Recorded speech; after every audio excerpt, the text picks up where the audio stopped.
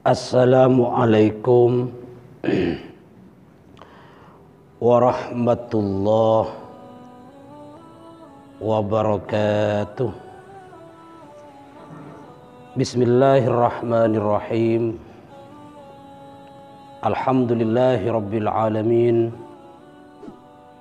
Assalatu wassalamu ala ashrafil anbiya wal mursalin, Sayyidina wa habibina wa qurrati a'yunina Muhammad wa ala alihi wa ashabihi ajma'in.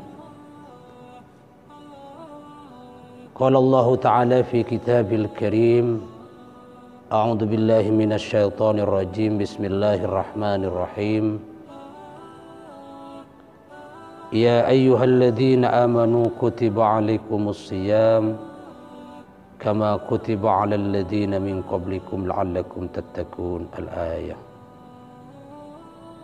Wahai orang-orang yang beriman, diwajibkan kepada kalian semuanya untuk menjalankan ibadah puasa, yang mana puasa itu telah diwajibkan juga kepada orang-orang sebelum kalian, la'allakum tattaqun, agar kalian menjadi orang yang bertakwa di hadapan Allah Subhanahu wa taala.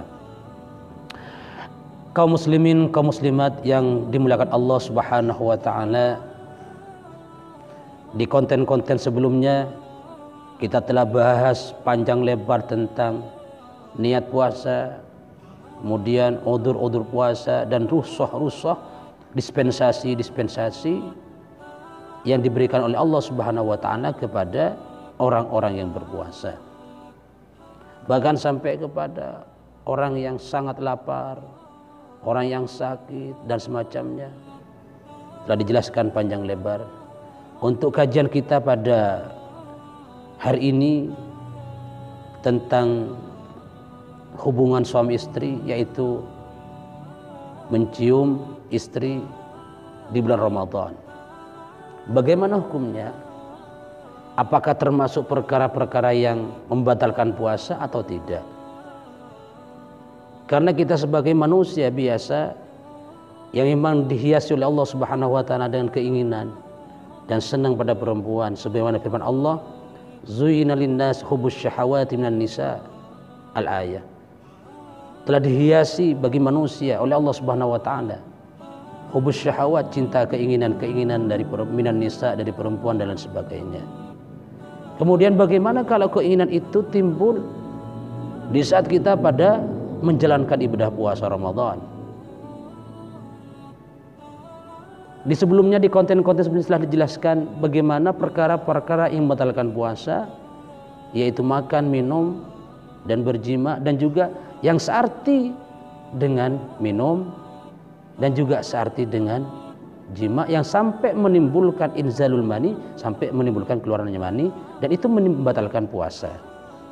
Sekarang bagaimana hukumnya kalau cuman mencium istri dalam rangka bentuk kasih sayang dan semacamnya? La jaraha ala al-sha'im fil qublah. Jadi la jarah ala shaim fil qublah, tidak ada masalah, tidak ada problem. Ala shaim, bagi orang yang berpuasa, bagi orang yang menjalankan ibadah puasa kepada Allah Subhanahu wa taala di siang hari Ramadan, fil qublah, itu mencium. Jadi tidak apa-apa, tidak masalah. Tapi dengan syarat illam yakhaf, jika dia tidak khawatir ala nafsihi, pada dirinya, antuharraka syahwatuhu, atau antaharraka syahwatuhu, bergerak syahwatnya, wa tawaqquhu fil mahdur, dan terjatuh kepada perkara-perkara yang dilarang. Apa artinya? Bahwa bagi orang yang menjalankan ibadah puasa Ramadan, kalau dia umpamanya memeluk istrinya, mencium istrinya dalam rangka bentuk kasih sayang, dan dia tidak khawatir dirinya akan syahwat, akan muncul syahwat, atau terjerumus di dalam perkara-perkara yang mahdzur, yaitu bersenggama atau berjima dengan istrinya. Jadi kalau biasa-biasa aja mencium istrinya umpamanya tidak ada efek, kemudian tidak menimbulkan birahi, tidak menimbulkan syahwat, cuma bentuknya sayang, no problem, silahkan. Bahkan keinginan untuk berjima juga tidak ada, biasa, no problem. Tapi kalau sekiranya ketika kita berpuasa kemudian memeluk istri, mencium istri, dan akan merangsang dan menimbulkan syahwat dan akan terjerumus dalam perkara jima atau kumpul dengan istrinya di siang Ramadan, maka jangan. Ini kebolehan ini bagi mereka-mereka yang tidak khawatir, illam yakhaf ala nafsihi, jika dia tidak khawatir kepada dirinya terjerumus kepada bangkitnya syahwat atau keinginan-keinginan syahwatnya. Apa dasarnya? Ada hadis yang diriwayat oleh Sayyidatuna Aisyah. Waqad qalat Aisyah radhiyallahu anha, dan sungguh pernah berkata, pernah dawuh Sayyidatuna Aisyah radhiyallahu anha, karena Rasulullah sallallahu alaihi wasallam, ada siapa Rasulullah sallallahu alaihi wasallam, itu katanya istrinya beliau Sayyidatuna Aisyah. Aisyah itu salah satu istri Nabi yang terakhir.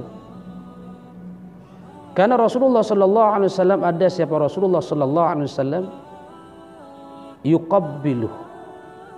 Rasulullah itu yuqabbil, itu mencium Siti Aisyah. Wa yubashiru, dan memeluk Siti Aisyah. Padahal waktu itu beliau lagi puasa di siang Ramadan. Wa huwa shaimun, dan beliau dalam posisi berpuasa. Beliau lagi berpuasa. Wa kana amlakakum li'arbaihi, dan Rasulullah sallallahu alaihi wasallam adalah orang yang paling kuat di antara kalian, orang yang paling kuat menahan nafsunya di antara kalian. Ini Rasulullah. Jadi hadis ini akan menjadi referensi kita tentang kebolehan mencium istri, memeluk istri di bulan Ramadan. Tapi dengan syarat, satu, dia tidak membangkitkan syahwat atau birahi yang sampai menimbulkan timbulnya perbuatan-perbuatan dilarang. Apa yang dilarang? Yaitu berkumpul atau berjima dengan istri. Kalau malam hari, no problem, tidak ada masalah. Ini permasalahannya, keharamannya itu berkumpul bukan karena kumpulnya, tapi kita lagi berpuasa. Keharaman berjima pada istrinya bukan karena jimanya dilarang, halal, tapi lagi berpuasa merusak kesucian Ramadan. Itu menjadi ingat. Jadi kadang-kadang salah tafsir, bukan kumpulnya yang haram, tapi karena kita lagi posisi menjalankan ibadah puasa. Kalau malam silahkan. Ini hadis kemudian diakhiri dengan wa kana amlakakum li'arbihi.